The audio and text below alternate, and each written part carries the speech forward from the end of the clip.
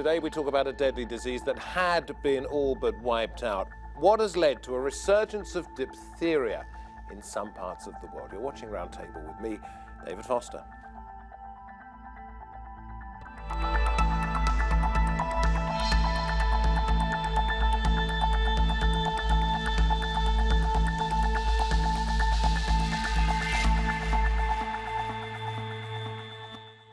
An airborne disease which is highly contagious. Diphtheria can be prevented with a vaccination, but in places such as Yemen and in Rohingya refugee camps in Bangladesh, it can be very difficult to immunise people.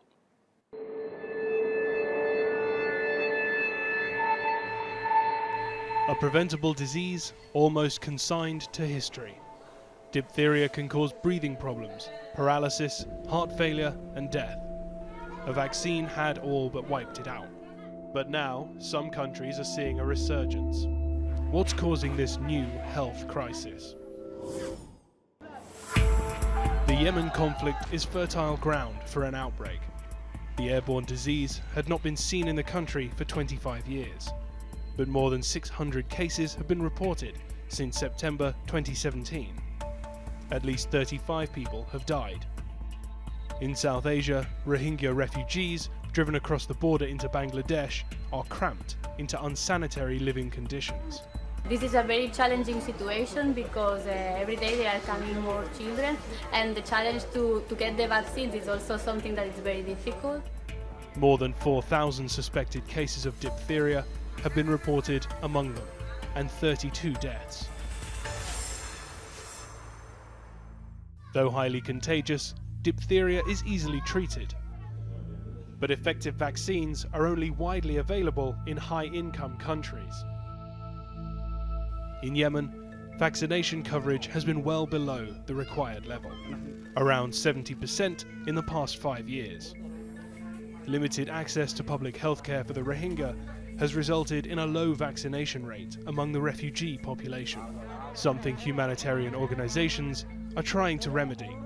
But in Yemen, delivery of antibiotic treatment is being complicated by a Saudi-led blockade of essential goods. Waste fills the streets in Taiz and Sana'a, and cholera is rampant. It is fair to say that Yemen is one of the worst places on earth to be a child. More than 11 million Yemeni children are today in acute need of humanitarian assistance. That's almost every single Yemeni boy and girl. The blockade is due to be reimposed, but health officials are calling for ports to remain open to allow continued delivery of life-saving goods. This country has been drip-fed now for 2 years, and it needs intensive care. So it's not just about a couple of ships in Hodeidah or a couple of trucks crossing from Saudi Arabia. It needs much more care. With conflict continuing to force people into living conditions where disease spreads unchecked and obstacles prevent medicine reaching those who need it, it's a crisis that could easily spiral. And with me at the round table we have Dr. Ngozi Erondu, an epidemiologist at the London School of Hygiene and Tropical Medicine. We have Sara Kasmani, who talks on behalf of physicians across continents, and Dr. Najeeb Rahman, who's worked in conflict and disaster zones and is a trustee of Doctors Worldwide. Thank you, all of you, very much for coming in on this. It's important, isn't it, that we help to educate people. And one of the problems with this is that it's difficult to spot, as I understand it, Najeeb, and you want people to be more aware of the symptoms. So if people are watching this and don't really know what causes it and how to spot it, what should they be looking out for? So I guess the first thing to say that in established healthcare systems like we have in the UK, diphtheria doesn't occur. But it starts off like many other conditions, sore throat, bit of a fever, and that's all it is. And so you can imagine flu-like illnesses or tonsillitis can present in a very similar way. So you export that into a refugee setting where you don't have the health systems and vaccination coverage like you normally would do. And maybe you're seeing 200-300 patients a day and you get a child that comes in with a sore throat. That's all you think it is, and you get them away with some simple antibiotics. The problem is diphtheria then takes about 2 to 10 days to really manifest itself, and it gets worse and worse. The glands around the neck become a lot more swollen, and you start to get huge amounts of secretions, which then build up at the back of the throat, and you get so unwell that you can't breathe because you're blocking off your own airway. So it's catastrophic. The treatment at that stage is critical. You need people in intensive care on machines to help them breathe. You can imagine how difficult that would be, even in our setting here, when intensive care departments are full up. Put that again in a situation where there isn't any provision. The treatment is antibiotics, but also specifically an antitoxin, because the way that diphtheria works, they create a toxin within your body which starts fighting other organs, particularly the heart and the nervous system. So the tragedy of this is even if you then recover from that initial infection, you can then have heart problems and nerve problems. And it can stay with you for... Well, the infection's gone, but the damage is there. Yes, yeah. And it's a nasty condition. You know, about, what, 10, 20% people 10%. pass away, 10% pass away. But if you're below 5 or elderly, so an elderly, this context means above 50, there's a higher case fatality rate. So Sara, I'm going to bring you in just a moment, because I should explain to the audience, your team or one of your teams has just been to Bangladesh. That's correct, yes. And you can talk to us about the problems for the Rohingya. But Dr. Ngozi, let me ask you first of all, we're hearing from Najeeb there that this is what should happen. But when you are in situations where not only the health service but society is broken down, it's pretty much impossible. And this is what we're seeing in Yemen and in Bangladesh, isn't it? Exactly. At the moment, the World Health Organization with the Yemen government, and in Bangladesh, we would be the Bangladesh government with the World Health Organization, UNICEF, other partners. They're focused on a two-pronged approach. It's really getting to those cases, the suspected cases, as soon as possible. If possible, being able to take a sample and ensure that they can confirm that it's actually diphtheria, because the antitoxin the doctor was just talking about, it's actually in critical short supply globally. So it's important to get that antitoxin to the people who actually have diphtheria. So that's the first approach. So first of all, you have to be darn certain that this person has it. I mean, that is the ideal situation. Because you can't just give it to everybody who you suspect. Because exactly. because you'll give it to everybody with a sore throat. And then you'll run out. And not everyone with a sore throat has diphtheria. Exactly. But then we're in an impossible situation, aren't we? We're in a very challenging situation. I think that's what people need to understand, because also we don't have enough laboratory reagents in these type of settings to ensure that we can confirm the bacteria also. So the health partners are in a very challenging situation at the moment. One thing that they're doing, though, is to ensure that when a suspected case or a confirmed case comes to the health facility, that you do contact tracing. You go back to the area that they come from, and you ensure to vaccinate all the people around there that were possibly exposed. Exactly. So you're limiting the spread of the infection that way. You see, the problem, Sara, is that you talk about the health facilities. That there's it's very limited. No sort of health facilities in Yemen. And your group's been to Bangladesh. That's correct. What did they find? A very similar situation as you would expect in any sort of refugee camp setting, in that you have a situation where there's approximately sort of 10 people per very small shelter in a very crowded environment, and it's ripe for the spread of diphtheria and other diseases. The problem that we're facing, in addition to a shortage and a lack of medical facilities, is that as cases are being taken up and patients are put into isolation, that reduces the facilities for other kinds of diseases and other healthcare treatments. So you're putting an extra strain on a very, very strained resource, and it's extremely difficult to treat. Because there is no proper health facility in these refugee camps. What are they dealing with? So we're dealing with a lot of cases of maternal and child health care. We're dealing with a lot of common illnesses, trauma wounds. And we also have then the normal sort of healthcare issues in terms of, for example, issues that come with certain groups of populations like the elderly or pregnant women or small children. So sorry about this, but I was really asking what are the patients themselves dealing with rather than what are the medical professionals dealing with. So if I'm not feeling very well, or a member of my family or a group of people I know, what's available?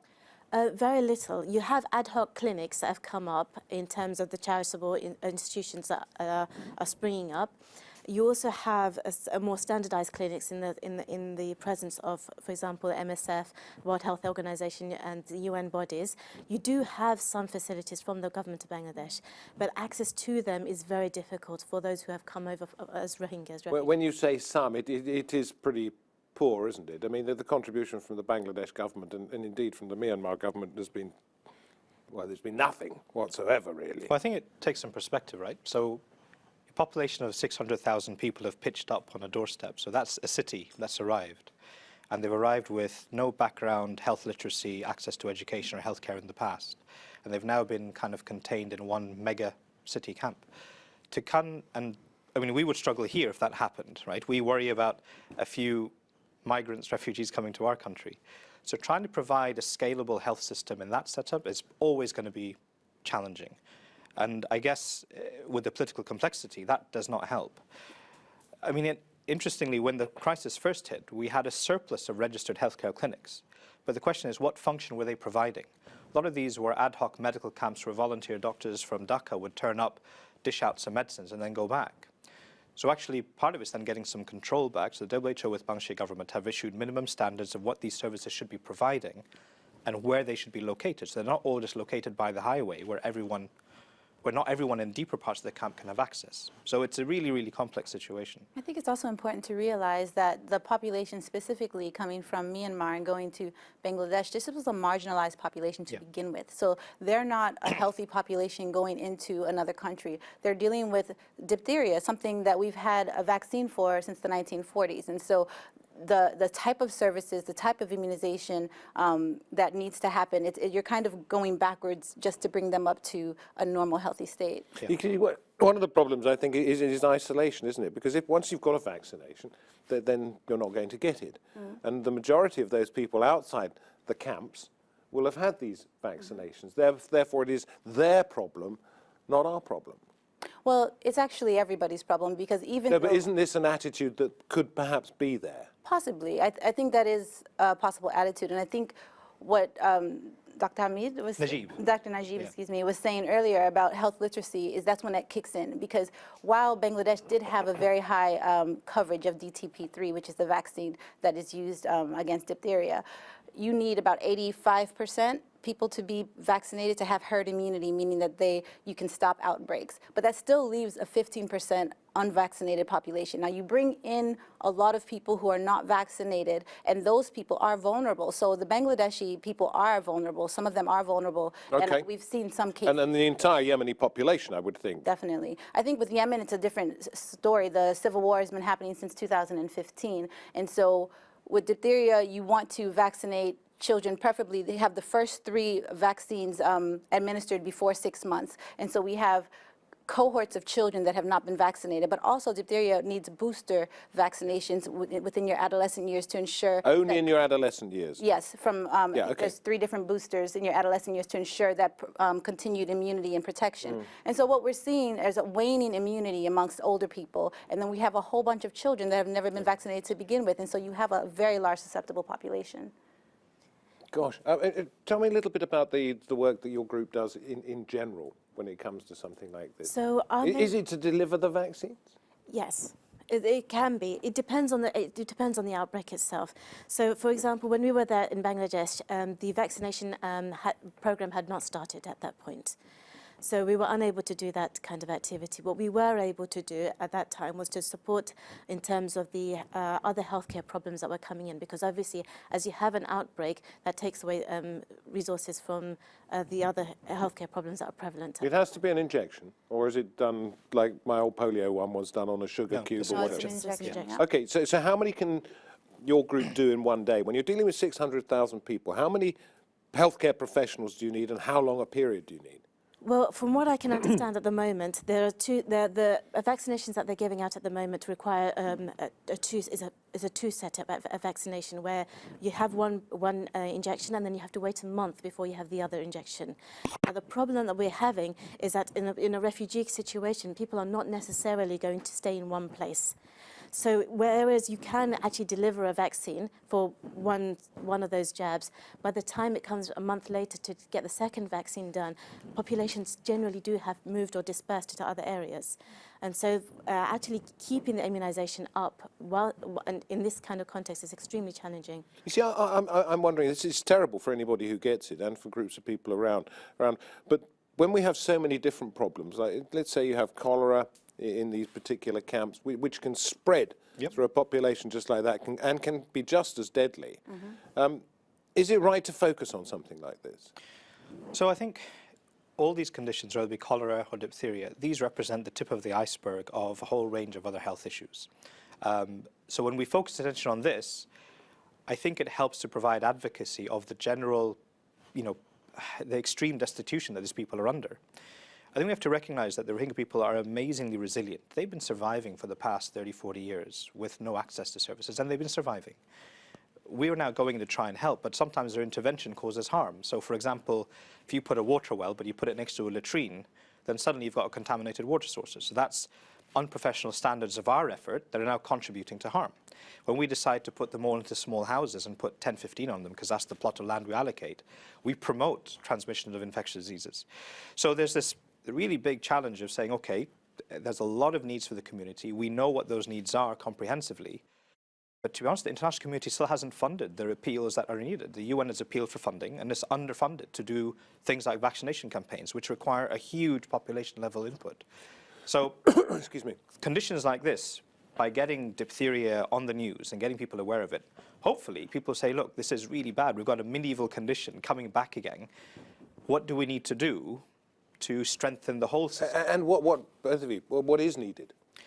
I think also what's needed is a focus on health systems. Well, how do we make health systems resilient during conflict settings and humanitarian crises, right? So there's a group at London School of Hygiene and Tropical Medicine, humanitarian crisis, health humanitarian crisis group, and that's what they're looking at. They're trying to do operational research to understand how do we still get vaccines and commodities and treatment to people in refugee camps, in conflict settings, even during these type of situations. In Yemen, you have different groups operating different areas of the country. How does the government go in and help different people in these areas? Like those are questions that we need to answer, and that's something that the international community has been wrestling with for years through different crises. I don't think we have a handle on it yet, but the more operational research we do, the more interviewing people like you who are on the front line working there, the more information we can get to make these. Okay, so we understand that you want to shine a light on this to make conditions better, but has there been a sort of willful negligence, do you think, in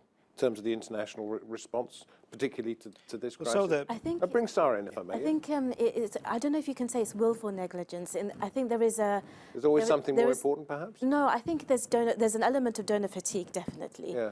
In terms of this particular crisis, you do have the political considerations that we need to keep in mind, and a lot of the solutions are going to be politically based. So it would be difficult to make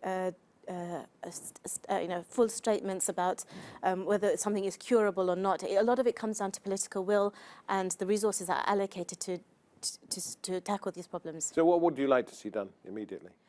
I think we would need to have a whole range of solutions to put forward, because it's a crisis that is bigger than just health. So we would need to see a political solution found for the Rohingya people, which is not an easy task and is not solved by anyone. And Yemen, you say 2015 for the civil war. I mean, I've been covering unrest and terrible events in Yemen for at least the last 5 years. So, I mean, it's that people have been starving. Yes, exactly. Effectively. Yeah. Najeeb, where would you like to see the focus at the moment? And I'll come back to you, Sara, in just a minute and ask about your continuing work, because you're going back there. I mean, that's again, it's a huge question. Do you think it's political, simply? Yes. Well, ultimately, yes. Well, then these people are doomed, aren't they? Sadly. It's horrible. No, absolutely. It's an absolutely tragic situation. I think so. Smaller organizations and UN bodies are doing what they can on the ground, right? But you can't work in Bangladesh without getting consent and guidance and approval from the Bangladeshi government. So it's political. Ultimately, these these people have left their homes as forced migrants, but they're not even considered citizens in their own country. This is the problem, isn't it? So, they're stateless. Yeah. And so it is political. I mean, and when we talk about the international community, it has been, they talked about a textbook genocide. It's been a textbook failure of the international community to hold the Burma-Myanmar government to account over a long period of time, not just now. So there are those political complexities. There are the issues of peace building, social cohesion, and bringing back together some semblance of society within Myanmar is really important. Because there's still continuing divisions within there that are, I mean, there's a lot of Rohingya still within Burma, but they're within open-air camps for internally displaced people. We don't have access to them still in terms of providing aid. And not only that, the Rohingya population themselves have also been displaced internally because of violence as well. So it is challenging. I think from the refugees in Bangladesh in particular, I think the first thing is to, from a larger political standpoint, to make sure the UN appeals are funded. From the next step back is to then provide more coordination and support and resources for smaller organizations who are working at the grassroots level, which add a lot of value to really communicate what populations need. Because we're on the ground, we're seeing what they need, what they're facing, and how we can help. So a simple thing, for example, that we're doing through Doctors Worldwide is supporting the training of Bangladeshi doctors who are already responding to the crisis. So rather than having expat doctors traveling abroad for 2 weeks and then coming back, we're saying, well, the local volunteers are doing this fairly frequently, but they've not seen diphtheria. They don't know much about reproductive health, and they don't know how to practice emergency medicine and pick up something like diphtheria early on enough. So what skills can we train them with to do their job better? And then can we then equip those facilities that they're working at a bit better because they then know what to do in terms of processes and equipment. Yeah. So that's where I think the role of smaller agencies, and a lot of UK organizations are involved in running health clinics, providing support to coordinate that response is critical. And of course, part of the tragedy is that even if at this late stage you find somebody and can treat them, then perhaps they're still deeply damaged for life with their organs having got the toxins from the diphtheria bug. I think that's that second stage we have to watch and see. I mean, ultimately, I think we've heard on the news recently there was a UK team called UK Med that has gone across to help specifically with that high-level intensive care support, and that's fantastic. So the quicker you can get those people treated and antitoxin introduced, the more likely it is you're going to then prevent. It's the antitoxin that does it. If you get the antitoxin in, you can start preventing the longer-term complications. Okay, somebody out there has to be thinking about this, and I hope they're listening. What's the next major worry when it comes to displaced people, whether health-wise? Unfortunately, I think we've seen like the biggest thing, which is cholera. You know, we've already seen that as far as the disease that comes up when you have refugee camps and you have people that are staying in close quarters with not having proper sanitation and washing facilities. So I think, and it's a very difficult disease to control. So that's something that Yemen, I'm not sure, I don't think in Rohingya, the Rohingya Muslims are dealing with that at the moment, but that's something. Cholera, but there are obviously going to be cases of acute watery diarrhea, which is not far off from cholera. And also we've seen measles amongst the Rohingya population. They just had a measles campaign there. So there are these infectious diseases that move from person to person quite quickly. Any of them vaccine-preventable diseases, if you don't have routine health, our routine immunization services in place, you're going to start seeing them reemerge. So your team's been out? That's correct, yeah. Going back? And going pretty back, yes. soon. Are they hopeful, do you think, of the situation improving, or I think is it, as we said, just I think with terrible, everybody bad luck? contributing in terms of doing what they can, we can have some impact and we can make things a little marginally better. We might not be able to solve the bigger problems, but we can certainly help to make an impact at local level and individual levels. And if somebody doesn't get treatment, is it exponential? Are we seeing sort of 2, 4, 8, 16, 32, 64? You know, once it's there, it's going to run amok. I think what the international community, WHO, the Yemen government, the Bangladesh government, what they're doing right now is trying to stop that from happening. So they're doing the contact tracing, they're responding as fast as possible, they're doing immunization campaigns, and that way we're not going to see that exponential. Do you believe that's going to work? I do believe that because you've seen it in other situations as well. I wanted to actually say, I think we could, something that we say back where I'm from is that you can walk and chew gum. So it's important to to deal with these short-term issues of controlling the outbreak where it is right now, while you're also dealing with these larger macro socio-political things that are going on as well. So, I mean, that's why we're here, because we believe that there can be something done short-term Okay, right now. and Sara, just lastly, because we're coming towards the end of the programme, I'm sorry to say, when your team goes back, will they be taking anything with them that is new, or just having to deal with the situation the same way they have before? I think we'll have to take account of the situation as we do the needs assessments, and based upon the needs assessments. What is it at the moment? Sorry? The news assessment out of there. The needs assessment. Needs. Yeah, needs assessment. So based upon the needs assessment, Yeah. we'll determine what we take out and who goes out and how much work we can get done. And are things getting better or worse? It's difficult to answer that, but I'm going to be positive and say hopefully it's getting a little bit better. Okay, well, thank you all very much indeed. I think the most important thing, as you've highlighted, is getting awareness out there, so that even if it's just one person who understands what he or she can do to improve the situation, then we might have actually sort of informed that person, and we'll see some lives saved. Yeah? Okay, good luck in everything you're doing. Thank you very, very much indeed. Diphtheria, it's not something we have heard much about in the last 50 or 60 years in the Western world, but it is devastating those two areas, in Bangladesh with the Rohingya refugees and in Yemen with all of those displaced people because of the war. Let's hope it doesn't last forever. You've been watching Roundtable with me, David Foster, from my team and the guests here. Thanks for watching. Hope to see you next time. Bye-bye.